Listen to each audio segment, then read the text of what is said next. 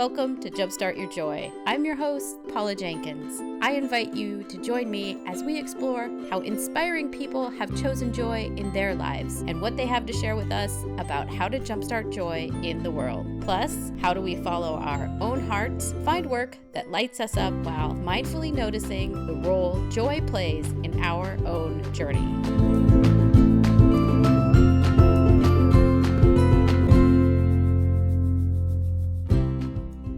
Hello and welcome to episode 106. This is Paula Jenkins, the host of Jumpstart Your Joy. This week on the podcast, I am thrilled to be speaking with Briana and Dr. Peter Borten of The Dragon Tree. If you have been a listener for a while, you'll remember that they were on the show last year for episode 72, and I could not be more excited to have them back. That episode was in the top 10 downloads of season 2, and I have been looking forward to having another discussion with them. Since the last time they were on the show, the Bortens have written a new book, Rituals for Transformation. And ever since that last discussion, I've wanted to have a continuation of that talk. At the time, it felt like there was so much room to talk about how we find our own center and find sweetness in our lives, even when there are just so many hard and awful things happening in the world. I was totally overjoyed to find out that the Bortens had out a new book that addresses the how of finding your way back to yourself through rituals. I really loved getting the chance to chat with them again. Plus, you'll hear me commit at the very end of this episode to a challenge of creating a project plan to find a way to make things better in the world. But before we get to this discussion, first let me say I am so glad that you are here. I always feel like I'm just the luckiest podcaster out there getting to speak with such interesting and amazing people, and I'm so glad to have you here listening each week. Thank you so much for being an amazing part of the audience and this show. If you are new, I publish show notes for each episode that include links to the guest's website, additional references, and some of my thoughts about the topics we discuss. This week, I reflect on what I really love most about this discussion, and you can find all of those notes at the website at jumpstartyourjoy.com/episode 106. I'm going to ask two things of you this week. One, would you be so kind as to share Jumpstart Your Joy with a friend? If you know someone who is looking to find more joy in their life, please send them over to jumpstartyourjoy.com. And if you're looking for more joy in your life and want to extend what you're learning here on the show, you can head to the site yourself, jumpstartyourjoy.com, where you can find a free course, Joy Plus You Unleashed, and it walks you through ways to find more joy in your everyday. Briana and Dr. Peter Borten are the owners of The Dragon Tree, and they are the authors of The Well Life, which was the book we talked about the last time they were on the show, and now their new book, Rituals for Transformation, and the creators of the Dreaming and Planning course. They are based out of Portland, Oregon, and they own the Dragon Tree Spa. They also create a line of apothecary spa products. I know you're just going to love this discussion about creating rituals in your life. So here are Briana and Dr. Peter Borten. Thank you so much. Welcome to the podcast. This week, I am so excited to have Briana and Dr. Peter Borten back. Welcome to the podcast. Thank you so much for having us. Yeah, we're happy to be here. It's so good to hear your voices again. Would you share a little bit about what you've been up to since the last time we spoke in season 2? I would love to hear what's been going on. Well, in our personal lives, we were in a pretty urban area and we moved out a little bit into the country onto a bigger piece of land so that we could kind of actualize our dream of living closer to the land, having chickens, producing more of our own food. My background is in botany before I went on to study Chinese medicine, and I've wanted to do kind of larger scale food production for us and our community for a long time, so we'll be able to do that too. And in addition to a big move for us, we've also released another book that we wrote called Rituals for Transformation, which is a 108-day journey to your sacred life. And it's a book that we collaborated on again, which was a really fun experience for us. And we released it really in August, and it's been amazing. The reception to it has been far beyond anything we expected. That is awesome. Well, and I mean, it strikes me as there really couldn't be a better time for a book about rituals and transformation in this world. Did it come out of seeing what is happening, or was this already in the works when you guys saw like the political climate changing? How did this book come about?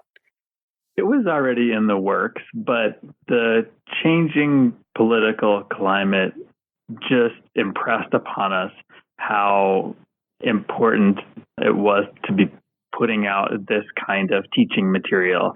And we ourselves were relying heavily on the kinds of rituals that we explain in the book in order to make it through everything that was going on without getting swept up in all the drama of it. So it was the right time for it. We didn't actually start writing it until, I believe, after the election, but it was something that we had been thinking about for a long time, because even though in our dream book, we had been teaching people kind of the nuts and bolts of setting goals and bringing them into reality, and all the while maintaining a life of balance with plenty of sweetness. From all people's stories, we started to recognize that regardless of whether people made their goals or not, regardless of the kind of external circumstances of their lives, the people who had in place a really healthy perspective about their life and who had healthy rituals as kind of touch points throughout their day and life were basically happy and felt good and positive and peaceful regardless of what was going on. And then we saw we really need to write a book that focuses more on kind of that inner experience of life. And that's what this is. Yeah. Well, there's so much in what you just said, Peter, that like I just want to dive right in around what are some of the rituals? Maybe that's a good place to start. Like what, or maybe this is a better question of how do rituals make a difference in our lives day to day? If somebody's like, yeah, that sounds a little too maybe foreign to me. Why would you encourage someone to start a ritual for their days? Well, in our book, we really set it out for people, like what the ritual will be, so that it doesn't have to feel so foreign. It's really kind of a construction of a day for some touch points. So in the book, we recommend the way it works is that there's a lesson at the beginning of every day that you read and contemplate. And then there's a call to meditate on, meditate in general, but also dropping into the lesson for the day as well. And then using that lesson for the day to set an intention for your day, and then a place to journal in the morning about anything you wanted to, or about your thoughts and feelings about the lesson for the day. And then trying to remember your intention for the day throughout the day. And then at the end of the day, having time to meditate again on, in general, and then also on the idea of the lesson, and then another place to journal, writing things you're grateful for the day and anything that came up for you around the lesson for the day. So, there are a billion different rituals that people can implement in their life, but we really found that people were wanting guidance, what would be a really healthy ritual for me to adapt into my day? And when you have ritual throughout your day, whether it's this one or others, it really gives you these touch points during the day to kind of drop in a little bit deeper into what's actually happening in your present life, to just really get present, to bring some gratitude and some magic into the moment. And that really helps to slow things down a lot. I think a lot of us can just rush through our whole day and not really deeply experience any aspect of our lives. And so this gives you the opportunity to become more present and to bring more meaning into different aspects of your life. Yes. And how does going a little bit deeper, how does that improve maybe the quality of your day? And what's the key there around getting in deeper around your intention? Well, when I explain it to my patients, more and more I've been using the words expanded consciousness, that depth gives you an experience of yourself as being more than your mind and body and whatever the issues are that are dominating your consciousness. So whatever the ritual is that you decide to adopt, it's different in some way than your everyday mundane life, which there's nothing wrong with mundane, but by doing something a little bit different during a ritual, like lighting a candle or putting on a special piece of clothing or whatever it is, drinking something special or looking at a picture, there's a shift in your consciousness. Some part of you kind of takes notice and your attention moves to your present experience. It's as if we're not living at the frontier of our experience. We're not in the experience itself. We're sort of a few steps back, kind of appraising it. It's like looking at a picture on your cell phone of something spectacular that's right in front of you and being like, wow, isn't this an amazing picture I took? Whereas these rituals, ideally, and I think that it probably happens regardless of whether a person really intends this or not, it moves you forward in a way. It kind of brings you into the now. And you experience, even if you're not really conscious of it, something more than the usual false consciousness, your own thoughts and your problems. That expanded consciousness is liberating. Yeah. Well, and I'm sensing that part of that, at least for me, when there's been a moment where I'm in touch with something that may be either a ritual of sorts or something that is it's interesting because Christine Petty talked about, connections, I think, in Eastern Orthodox religion around, is it tchotchkes? I'm not sure if that's how they say it. That there's a deeper connection there and that you're starting to create your own sacred space. And that in and of itself then helps to, like you're saying, expand your consciousness. Yeah. Yeah, I think it's actually a part of a lot of spiritual traditions, Oh, sure, even though many of them, end up getting kind of clouded by the human neuroses that get intertwined with religious dogma. At their core, they all, I think, began with some sort of recognition of like the sanctity of that sacred space that you just referred to. Yeah, and there's a deeper sense. What I'm sensing too about around and below and within all of that is that there's that connection, that you're giving yourself permission to connect to something in a much deeper way than maybe you were when you're just typing at your keyboard. It's what we all want more than anything else. Yeah. Yeah. Is there a way that you guys have found for people to find a ritual that maybe speaks to them? Because it strikes me as it's something that's probably some of them can be very personal. There's something helpful in setting space for yourself and experiencing something new, but is there a way that people can drop into a ritual that is really, fits them personally in a way that feels more connected?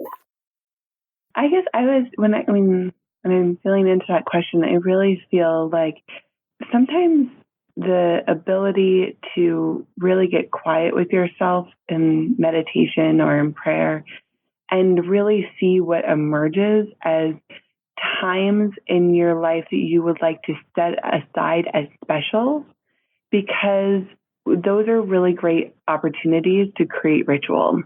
And, for us, we have rituals around our food, around eating with our family.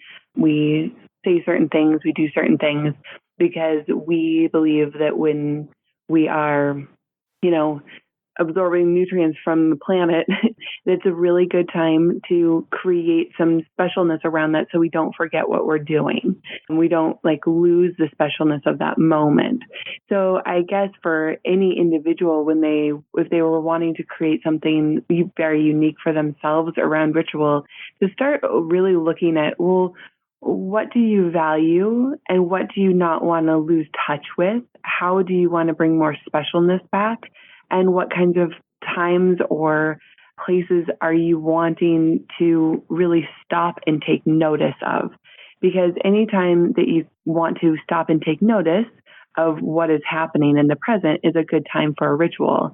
So that might be for somebody might want to do that, before they start writing, their book that they're writing. They might want to do that before they spend time with their children or when they are going to sleep. There are a lot of different times where we might want to set aside a moment to really engage with the present. And so first, I think that would be a great start to when to do a ritual.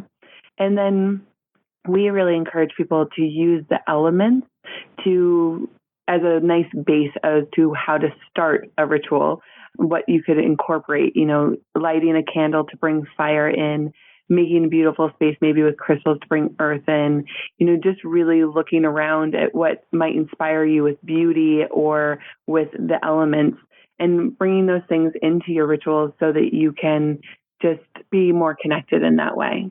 And I would add to that, a little tidbit to add is rather than looking outside for some kind of format to sort of superimpose on what feels natural to you, just to start with what you find most lovable about life, that's a good beginning place.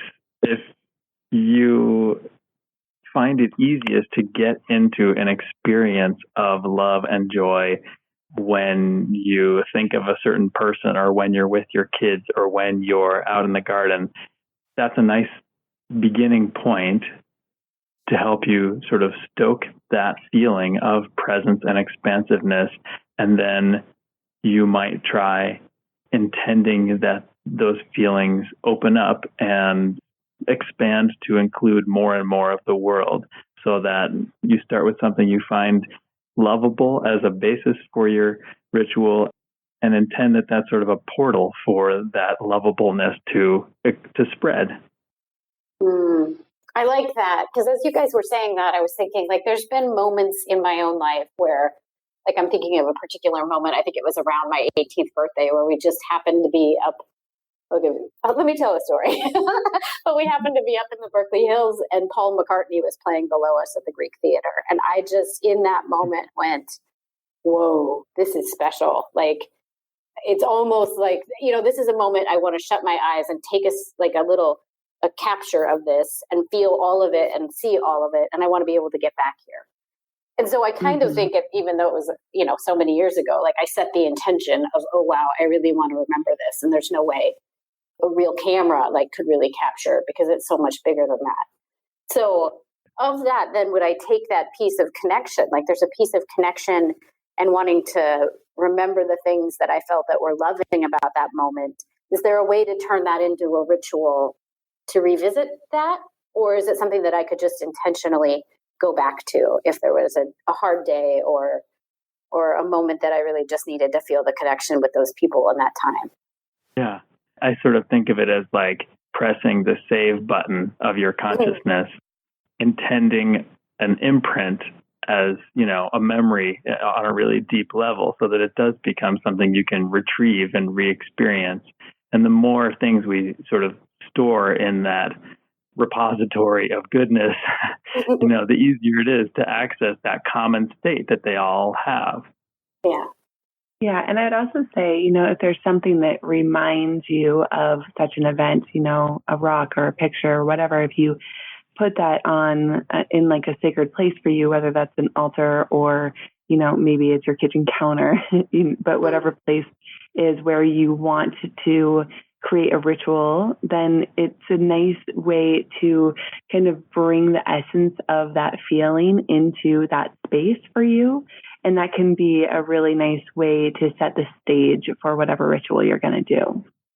I love that, because I'm realizing even in this moment, I understand the word ritual for religious, a fairly set construct. And then the idea of how do I make it a personal ritual is probably a little bit foreign to me. So I could see myself kind of implanting the intention of that memory on something. I mean, it could even be something that came from that evening or something else, and then just having that nearby so I could revisit that time and place. whenever I need it. Is that kind of the idea? Yeah. There's like a thread of commonality between all those experiences. Mm-hmm. What you might think of as like, oh, I was really in my essence, or I was really connected to something that's really authentic, or I recognize that this is something that's really important to me. And by making sort of links to that stream of authenticity, or however you want to imagine it, or whatever metaphor you want for it, it is like re-linking yourself with that thread that has run through your life, or with that stream of truth, or however you want to put it. I really like that. And I think that's so doable. I think maybe the point being for a lot of people is take stock in those moments, and or also, like you said, Briana, about taking stock in the values and the feelings that you want to get back into. I mean, is that the other piece of it as you're setting up places and spaces for rituals, is how I want to feel and and the sweetness that I want to get back to? Yeah, I mean, we can have these peak experiences in life, right? And if we just allow them to be individual peak experiences that we, can look back onto fondly, that's one thing. But if we can see the feeling and really touch into what was that experience, we can have these peak experiences in life and even look back on them with love and joy. And that's one thing. And it's really admirable and great to have. But if we can start to look at those experiences and see what was really going on in us, like how were we experiencing ourselves, the world, the people around us, and see how we can bring that into our everyday lives. Because, seeing Paul McCartney, I mean, that's an unusual and amazing experience that you're not going to get to have every day, but you can have that experience of whether it was like upliftment or magic that is happening around us really regularly, because lots of magic things are happening all the time that we're just not taking note of. And so, you took note of that moment, and we could take note of all of the moments. And so really trying to bring more of that essence from those moments into our everyday lives so that we can really experience more of that kind of magic. Yes. Well, and maybe those are the big ones are the ones that are kind of the gateway to realizing, oh yeah, I want to capture these things. And then maybe the next time it's noticing, a special, I don't know, even a special little smile or glance from a child or whatever that is. And kind of absolutely noticing the same connected feeling in those moments too. Mm-hmm. Yeah, those little things actually, I think, add up to much more in your life than those isolated, really intense experiences like mm-hmm. you and Briana were speaking of. Mm-hmm. Yeah. Well, and then the other part of the title of your book is about the transformation of that. How do kind of getting into these rituals and being able to connect with these things and the places that feel so sweet to us, how does that lead, or how do you guys see that leading to further transformation? And I guess I also want to ask, is it for the individual, or is there something bigger at play here when somebody is able to tap into those rituals? Yeah, I think there's something bigger at play. And in our previous books, we were kind of tentative about using the word God, or, we're always very careful to offer people many different terms for whatever they want to call that, whether it's Tao or spirit or God or love.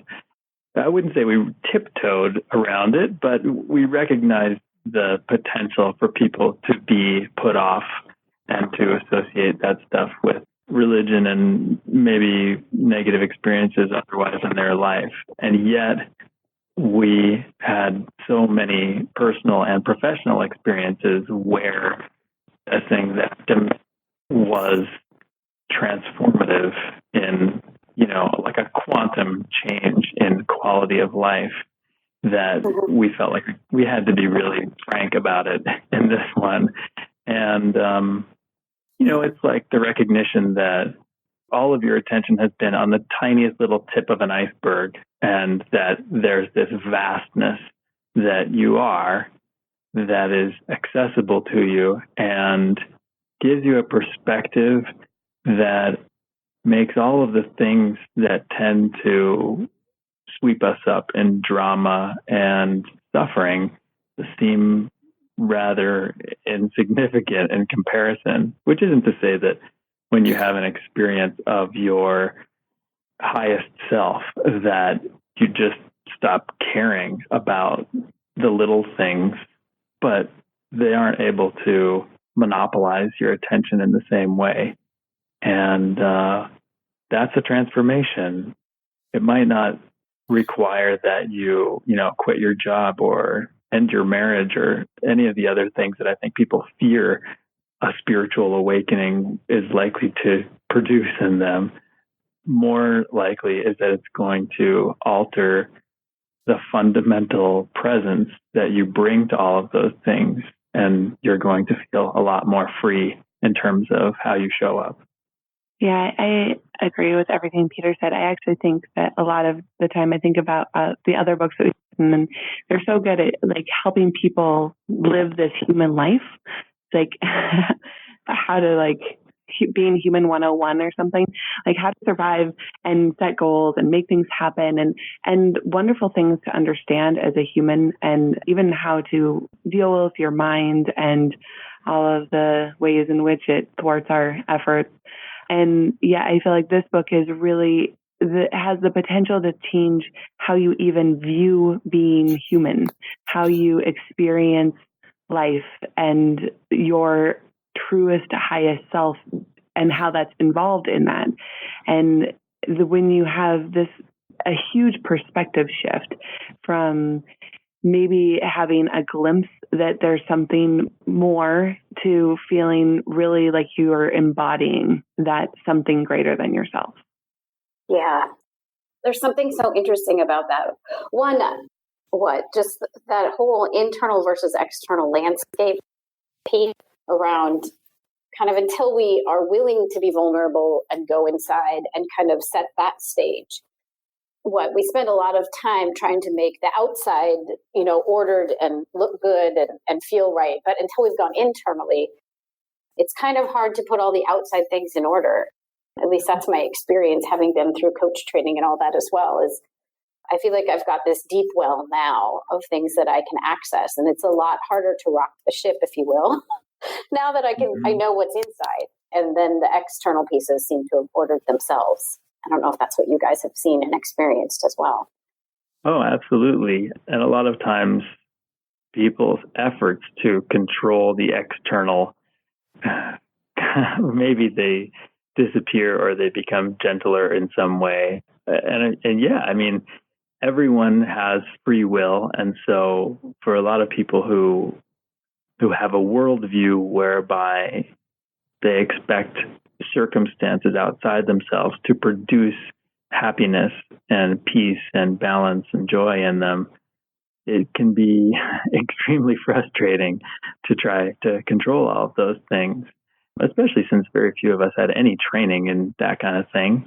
But when you go inside, as you say, and you recognize that you really are okay no matter what, and that what you really are is something that is invulnerable and imperturbable, well, life feels a lot different, more like a game. Yeah. That's interesting that you said a game, because there's actually a Bible quote. I'll see if I can find it, because I kind of just know the gist of it, but it's something about once you've kind of learned this way that then even your enemies will see that there's a lot less you, in quotes, around. Meaning, like, even when people come at you with kind of confrontations and whatnot, they think they know who you are, but they don't really at all. And all of that external stuff is all they've got on you, and they don't really know you at all. It's just a very interesting idea. I don't know if that resonates at any level with you, because I'm not doing the passage any sort of great honor there, but it's interesting, that kind of internal, external piece. Right. I think we understand where you're coming from with that, where all of the apparent ways in which the world seems to be judging or attacking you, that you is seen to be just this transient personality that you don't feel nearly as protective of, and you feel much less like you need to attack the world back when you see that that's not really, that's just a fraction of what you are. Yes. Thank you. Thank you for unraveling that bit that I just put out there. Yes, it's very true. So then I see that there's this really beautiful transformation piece that happens too, I'm sure. And why it's so timely right now is it does feel like there's a lot of those external things. And to be clear, for anyone listening, like these are real hard things. We're not going to try and say they're not real and that they're not impacting our own lives in very real ways. But there's a lot of that happening. And so it feels like to know yourself internally right now and to be able to go into that space that is either sweet or sacred or whatever you need in the moment is more important even now than it ever was before. How can someone start to weather some of the storms or the things that are coming up? I don't know, when it all feels very, very heavy. I'm going to let Briana answer this one, but just to speak a few words to what you were just saying, yes, there's a huge potential to use the kinds of big concepts we've been throwing around as a means of spiritual bypass, to believe that our human stuff isn't real, and therefore, yes, that we should be able just to transcend it all. It can be a form of denial where basically people aren't aware of, well, they believe that their suffering isn't real in some way, or that they should be able to get past it. But I'll let Briana speak more to that. Well, but I love that you just brought up spiritual bypass before we jump to another piece, because what Danielle Laporte in White Hot Truth talks about spiritual bypass. And I think the bookend of that one, I'm just putting this together, is Brene Brown's Bravery in the Wilderness. Because I think what you're calling out there, Peter, is something about we can't just let this be this thing where we feel discomfort and so we retreat into the spiritual world that feels like, oh, we're okay here. It's still, we have to be out there in that wilderness and still have to look these hard things in the eye. And we kind of owe it to this place and our people, meaning all of humanity, to make this better. I don't know if that's kind of where you're headed with that, with the spiritual bypass. Absolutely. We have work to do here. And I think that bringing these qualities we've been talking about, this perspective and this light, into the dark, shadowy pockets of the world that are tempting to deny, that's how we really wake the world up and make real constructive change. Yeah. Yeah, I really think that one of the ways that there's this tendency to be just going to send everything love and light and hope that all works out. And yet we are living these human experiences and we're very connected to each other. And so I really think that one of the hardest things to do as somebody who aims to be a spiritual warrior of sorts is to stay connected to the truth of, and see the big difference there is that for people to be well, I'm connected to the divine inside of me, and therefore I don't need to deal with the problems out there. But if we are really all connected, then there's divine in everyone. How do we forgive? How do we see the divine in others? How do we see the divinity in somebody who isn't able to see it in themselves? Because that's what's happening. People are not connected to truth. They're not able to access in themselves where they are connected to God or love or the truth, whatever you want to call it. And that is creating them to fraction off and take actions that are really painful for other humans. So if we do the same thing and allow ourselves to be disconnected, to see them as disconnected as well, rather than seeing them through the eyes of the divine and seeing that they do have that light in them and holding them to it and seeing it and seeing it and seeing it and holding it. Because when we lose that perspective, then we're all lost. Then we've all fallen off the bus. no one then is holding the light. And so there's this way that we can both hold the light and take action. Because, just because somebody is accessing their connection doesn't mean that we just stop there and say that that's okay. We can also say, and some actions are not okay here. And we're going to stand up for that. And we're going to stand up for that, not just for the people that are being hurt, but for you too. We're here to help you get more connected to the truth. And so I think that that's a way to avoid spiritual bypass while maintaining the structure of a spiritual truth. And then personally, I think that for people, I think that it's a very hard time for so many people, even if you're not directly affected. The fact that things are happening, we are directly affected because it's happening to people that we're connected to. And so, one, self-care and really learning to limit your drama intake, not to say don't read the news to get informed, but then also learn how to protect your energy by turning it off too, so that you can get into action rather than just perpetuating more drama. And so when we can get informed and then get ourselves immediately into, sometimes we also have to go into feeling the feelings that come up from being informed. And when we have those feelings, it's important not to try to subjugate those either, but then to try to get into action rather than just staying in the pain body that is being created.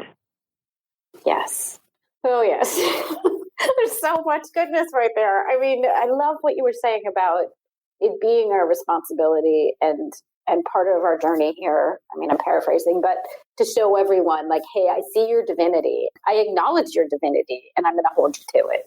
Because I think that really is where so much of the hurt and I don't even know, the fear, I don't even know how to explain it all, but where people, like you said, are fracturing and factioning off instead of saying, yeah, we all have connection here. And it's interesting that then there's that connection that goes back to the rituals of how do I get connected to the thing that's bigger than me? And how do we pull other people into getting connected to the thing that's bigger than them?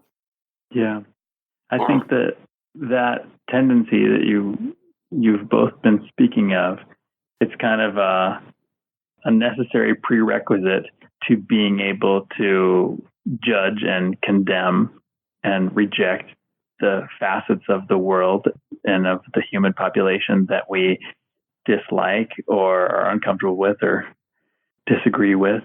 And it really only serves to further fragment us internally. That, we tend to teach people with a metaphor of experiencing the whole world as an extension of your own body. And if you simply can't bear to come to terms with something about the world, it's like denying, your own toe because it has, a wart on it or something like that. And we do that, by the way. We do that with our own bodies all the time. We hate on our own bodies, as if they're not part of us. So there's a microcosm to the macrocosm there of healing that can happen, and it really helps both. Yeah. Yeah. Well, yes, totally acknowledge that. And I'm even thinking in the healing arts, even what if our if our tendency is to say, oh, darn you toe, I hate you. If you're sending all those thoughts at your toe, well, that wart is sure as heck going to stick around, right? It's digging in. It's yeah, I'm here. I'm going to stay ugly. But it's interesting because I think the reverse is if you said, oh, I love you, wart, that might be a very different reaction. Well, it would certainly change the dynamic of the relationship rather than feeling victimized and prone to resisting what you dislike. It turns the tables on it to whether, even if you're not able to get to the point of I love you, at least being curious and turning toward what you would reflexively turn away from. It invites acceptance and integration and letting go. And I feel like when we are interacting with other humans in that way, there's, we can find people who have opinions that we resist to, different degrees. And if it's a challenging thing for you to be curious and turn toward people that have opposing beliefs as you, it might be useful to start with people whose beliefs are not like so far away so that you can practice.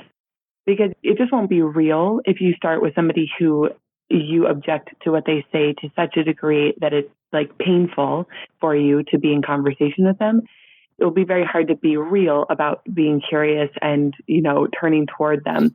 So start with people that are just like kind of disagree with you and, practice, because it does take practice to not go into our own reactions around things. When people say things that you find very challenging, to not like retract all of from all areas of your being. So practicing, staying present, staying with them, staying curious, and practice like still seeing them in their divinity, even if they have opinions and do things that you don't like. Yeah. We get a lot of people commenting in our Facebook groups through which we support these books and communities that maybe their spouse or partner or friend or whatever isn't totally on board with what they're doing, and it's difficult for them to proceed with it if they feel like not everyone in their life is in agreement with their expansion. And I think we like to kind of keep each other sort of contracted, because there's the whole misery loves company thing, and wanting people to be able to see your very contracted perspective of your life so they can commiserate with you about it. And there's just a short phrase in Paramahansa Yogananda's autobiography of a yogi, where he says something like, when you start out on your spiritual path, you're kind of like a bowl of cream. And if you would submit yourself to like the scrutiny of the world, it would be like dumping that cream into the ocean. You would be diluted and washed away, and your convictions would just sort of disappear. They'd be, it would be very hard to sort of hold to what you believe. But over time, that cream is churned, and you eventually become like butter. And you could take a blob of butter and plunk it into an ocean, and it would stay together. It wouldn't be dispersed.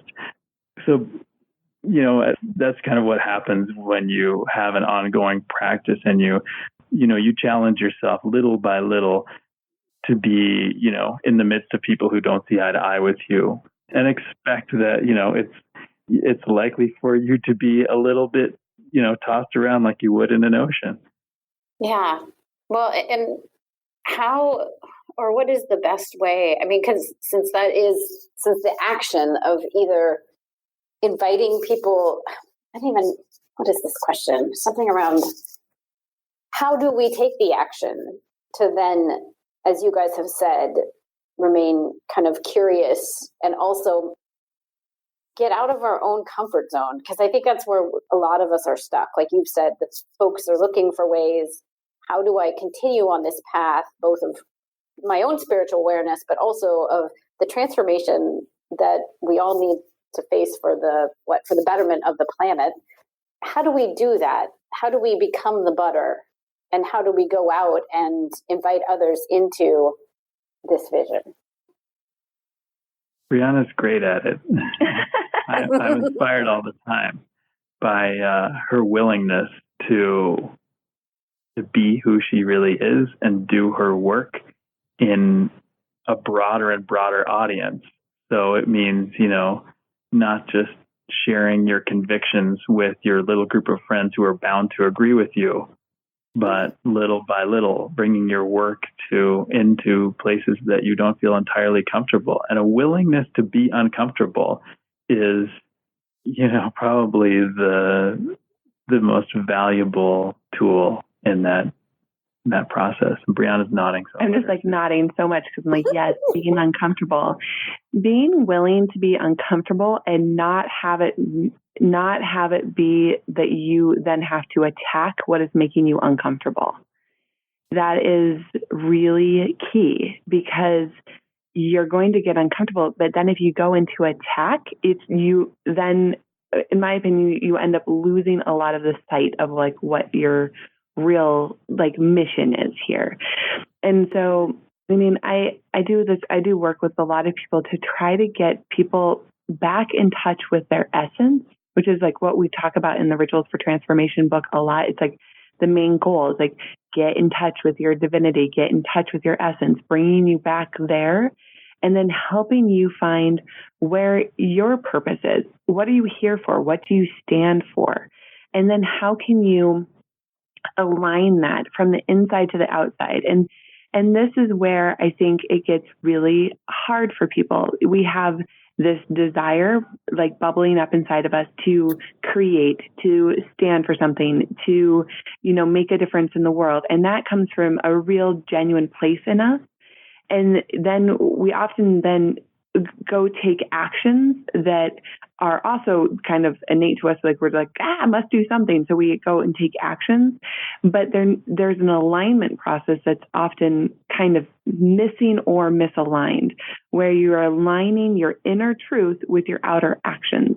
And that's how we bring our visions, our real purpose into the world, is by making sure that the alignment is coming from the inside out. And so, if we have, say we hold a spiritual belief that we're all one, and yet if somebody remarks on our Facebook post about something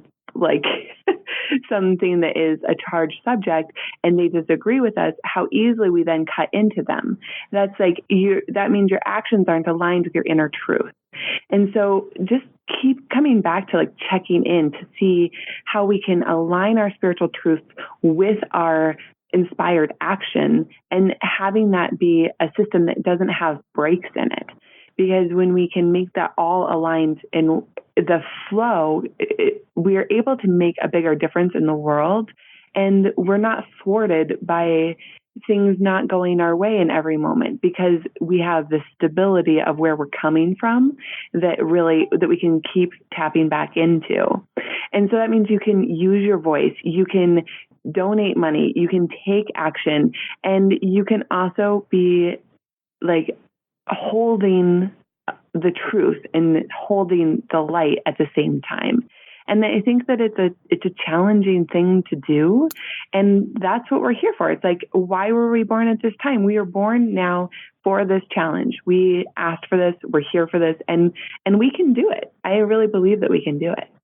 And writing also helps to congeal the cream.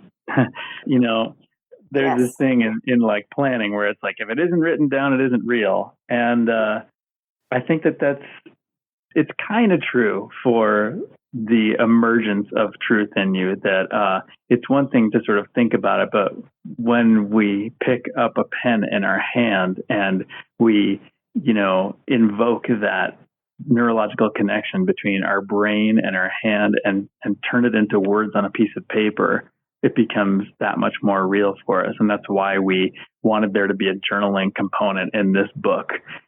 Things get worked out as you write them down. We're verbal creatures. And when you put words to what's going on inside you, it becomes so much more clear to you. Yes, I find that to be so true. Whether it be working through emotions or scenarios, kind of allowing myself the space to find words is so helpful. But also, I'm a project manager, so there's nothing better than a good project plan either. And it makes you more aware of like, how is this thing going to happen? Because it's hard to ignore it once it's out and published or whatever out there to see. Well, we could continue this conversation forever. I adore speaking with both of you guys. Like, this is just amazing. If somebody wants to find your book, where's the best place to find you? Well, you can find out pretty much everything about what we do on thedragontree.com, but you can find out about the book Rituals for Transformation specifically on ritualsfortransformation.com. Wonderful. I will put all those in the show notes as well if someone is driving or whatnot. Any last thoughts on these topics before we wrap it up? I just had this idea, this thought that crossed my mind, so I wanted to share it, which was like the planning thing, how you said, I'm a project planner, so nothing better than a good plan.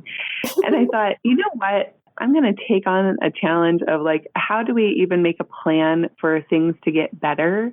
And like, really, I think that for me, I'm a planner too. So I'm speaking for all the planners out there. Like, what if you planned how to like feel better, make things better, make a difference, and then broke it down like you would any plan and put it into your calendar and then worked your plan, just like you would if you, wanted to release a product or do anything else. And so, I think I'm going to challenge myself to do that with our dream book, which is like our planner that we use for people to help them figure out their goals and then break them down and then get them into their schedules.